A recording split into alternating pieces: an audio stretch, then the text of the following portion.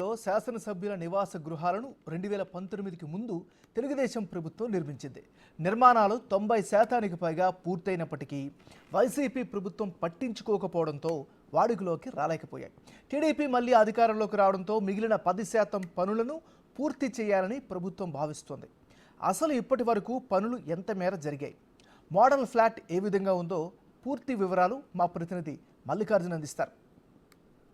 లోని అమరావతిలో శాసన సభ్యులు శాసన మండలి సభ్యుల కోసం నిర్మాణాలు చేస్తూ ఉన్నారు, గృహ నిర్మాణాలు చేస్తూ ఉన్నారు. వాటికి సంబంధించి 2014 నుంచి 19 వరకు అసలు ఏ స్టేజ్లో ఉన్నాయి అనేది మీకు చూపించే ప్రయత్నం చేస్తూ ఉన్నాను. 2019 నుంచి 24 వరకు అసలు ఎటువంటి పనులు జరగలేదు. కానీ 2019 వరకు అసలు ఈ నిర్మాణాలకు సంబంధించి శాసన సభ్యుల నిర్మాణాలకు సంబంధించి అసలు ఎంతవరకు పూర్తయింది అనేది మీరు చూసుకోవచ్చు. ఇప్పుడు మనం ఉన్నది ఏదైతే ఉందో శాసన సభ్యులకు సంబంధించి ఇక్కడ కేటాయిస్తున్న ఫ్లాట్ ఇది ఇంటి నివాసం కోసం, ఇక్కడ ఉండటం కోసం ఎవరైతే ఎన్నికవుతున్నా ఉన్నారో శాసన సభకు ఎన్నికవుతున్న సభ్యులు ఎవరైతే ఉన్నారో వాళ్లకు సంబంధించిన ఇంటి నివాసం ఫ్రంట్గా ఉండే ఎవరైనా వచ్చి కలవడానికి లేదా వాళ్ళని ఆ ఫ్యామిలీ మెంబర్స్కి వచ్చి కలవడం కానీ, వాళ్ళకి సంబంధించిన ఎవరైనా వేరే అధికారులు వచ్చి కలవడానికి కానీ వారి కోసం ఎదురు ఫ్రంట్ డోర్ తీయంగానే మీకు ఎదురు ఒక పెద్ద హాల్ లాగా కూడా దీన్ని ఏర్పాటు చేయడం జరిగింది. ఎవరైనా వచ్చి కలవడానికి ఆ కలవడం వచ్చిన వాళ్ళ కోసం ఏదైనా ఇబ్బందులు ఉంటే వారి కోసం సపరేటు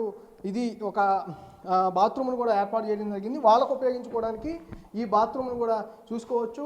చాలా అందంగా డిజైన్ చేసిన పరిస్థితి. దీంట్లో సింక్ ఒకటి సపరేటు, అలాగే కమౌండ్ ఒకటి సపరేటు. ఇది ఒకటి వెయిటింగ్ హాల్ కోసం, అంటే ఎవరైనా నివాసంలోకి వచ్చిన తర్వాత వారిని కలవడానికి ఎమ్మెల్యే సభ్యులు వచ్చిన నియోజకవర్గ సభ్యులు కానీ వాళ్ళు ఎవరైనా కలవడం కోసం ఈ వెయిటింగ్ హాల్ అనేది ఇక్కడ ఏర్పాటు చేయడం జరిగింది. ఇక్కడ ఫ్యాన్స్ కూడా చూసుకుంటే సీలింగ్ కానీ ఫ్యాన్స్ కానీ అన్నీ కూడా చాలా అద్భుతంగా అప్పుడు ఏర్పాటు 2019 ముందు ఇవి ఏర్పాటు చేసిన పరిస్థితి కూడా ఉంది. 5 సంవత్సరాల పాటు కూడా వీటిని వినియోగించిన దాఖలాలు లేవు. అసలు ఫ్లాట్ అనేది ఇంకొంచెం వర్క్ చేసి ఉంటే కనుక పూర్తయ్యే పరిస్థితిలో ఉంది.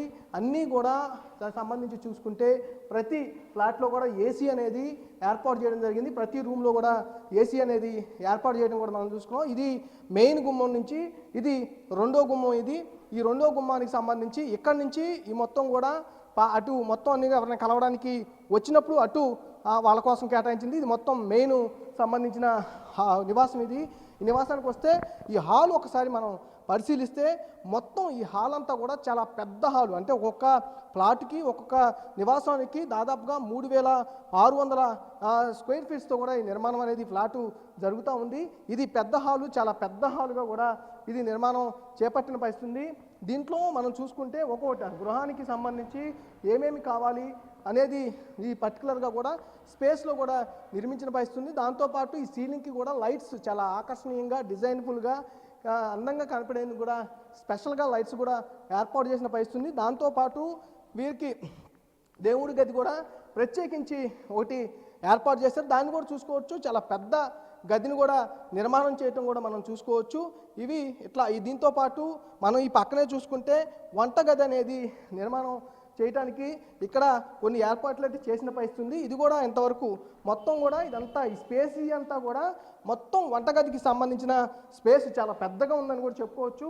ఇవన్నీ కూడా ఏదైతే ఉందో దానికి సంబంధించి శాసన సభ్యుల కోసం నిర్మాణం కోసం ప్రభుత్వం ఎంత ఖర్చు చేస్తుంది అనే దానికి ఉదాహరణగా ఈ ఫ్లాట్ అనేది మనం చూసుకోవచ్చు. ఇలాంటిది శాసన సభ్యులకి శాసన మండల సభ్యులకు కూడా నిర్మాణం చేస్తూ ఉన్నారు. ఇది 3 బెడ్రూమ్ ఫ్లాట్గా కూడా ఉంది. ఇది ఫస్ట్ బెడ్రూమ్గా కూడా చూసుకోవచ్చు. ఈ బెడ్రూమ్ కూడా చాలా అందంగా డిజైన్ చేసిన పరిస్థితి కూడా ఉంది.